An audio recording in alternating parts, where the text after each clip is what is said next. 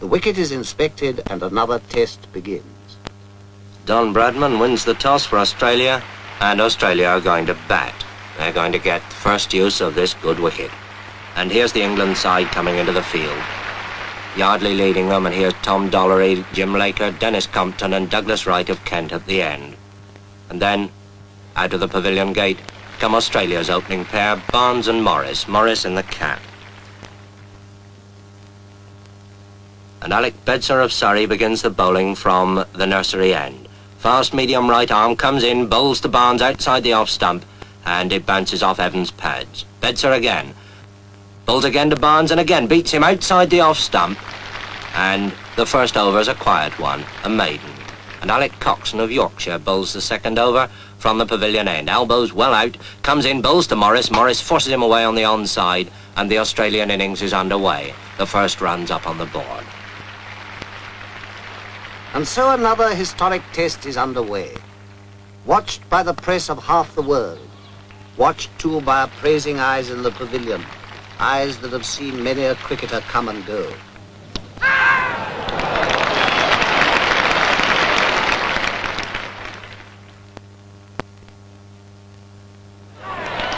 Australia's innings has come to a close. The score stands high and is duly noted. There is time to breathe until England takes the field. Cricket in the hands of the experts, more than a game. It's a craft at least, almost a science. Let's ask an expert, Bert Rhodes of Derbyshire, to bowl us a leg break on this demonstration wicket. Now, there's the spinning finger, the third one, see, cuddled close against the seam. It comes up. Now, this is the perfect leg break. Watch where it pitches. Just outside the line of the leg stump, and it turns enough to beat the off stump. And now, the orthodox, the natural break, spun off that index finger, the off break. And this pitches, watch it, outside the line of the off stump, and it beats the leg stump. Now that's the right arm bowler's orthodox weapon. Let's see how the batsman copes with it.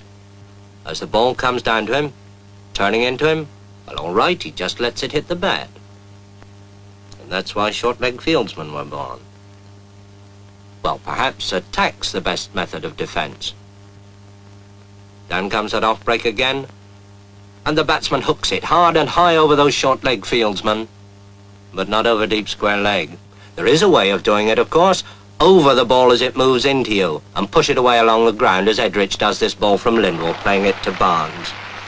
When England are 27 for 1, which is nothing for Englishmen to be very happy about, and Ray Lindwall is bowling at full speed to Hutton. That ball's well up to him, and he pushes it away past mid-off for a comfortable 2. Bradman moves round those hungry Australian slip fieldsmen, and Lindwall, in one of the finest spells of fast bowling seen in England since Larwood, bowls again, this time to Edrich, and Edrich pushes him away out into the covers, quite safely.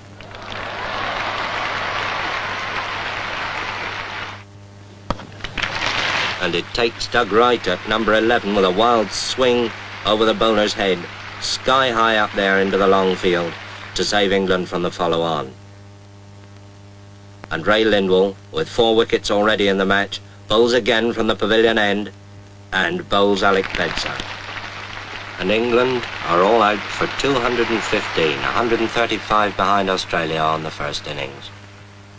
But now Australia have started their second innings. Bedser bowls to Barnes, his in-swinger, and Barnes puts it away, down to long leg. Round comes Hutton, fielding at long leg, and there's that quick low throw to Godfrey Evans. And now Wright bowls to Morris, and he's out.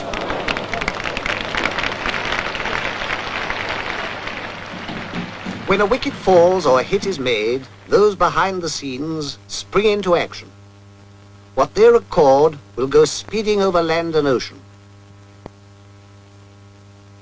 When a batsman strikes, the whole world outside will want to know the score. And when they know it, they'll cast an envious thought to those who sat at Lord's and watched. And there goes Barnes, magnificently caught by Washbrook at long on for 141. And Australia are now 431 in front. And now here comes Lindsay Hassett, the vice-captain, to face up to Norman Yardley. I suppose waiting for the earlier batsman. He's had his pads on for best part of 4 hours.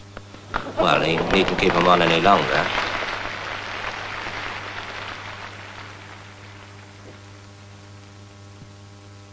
Meanwhile, the Don bats on. Don Bradman, on his last Test tour and playing his last Test innings at Lord's. Don Bradman, the pride of Australia and the despair of England. But whichever side one favours, who can but acclaim a master?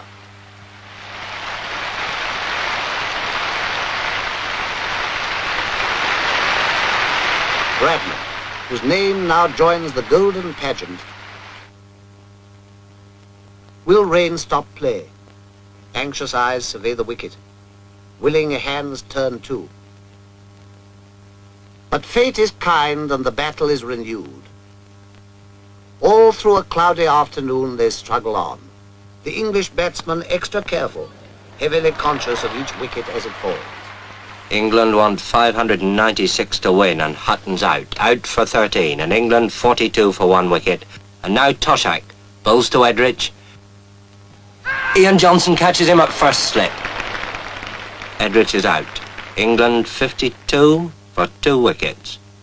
And in trouble. Everything depends on the man who now comes out of the pavilion. Dennis Compton. And with Hutton gone, England's last real hope. So they fight on, a battle of muscle, sinew, and eye. For this is cricket at its finest, calling forth a quality deep in men, the calmness of a Compton on a sticky wicket when the world is watching. England, 106 for 3, want an impossible 490 to win. Impossible? Well, Compton's still there. And here's Big Bill Johnson with that bucking, bridling run coming in to bowl to him. And Compton's out. England's last hope of the impossible. And now, Toshack bowls to Coxon. Toshack thinks he's out. Umpire thinks he's out. Coxon thinks it's a shame. Now it's all over, bar shouting. The day wears on. Another game is lost and won. Well, perhaps not quite. Defeat has come to England, and to Australia, victory. Australia takes the Ashes.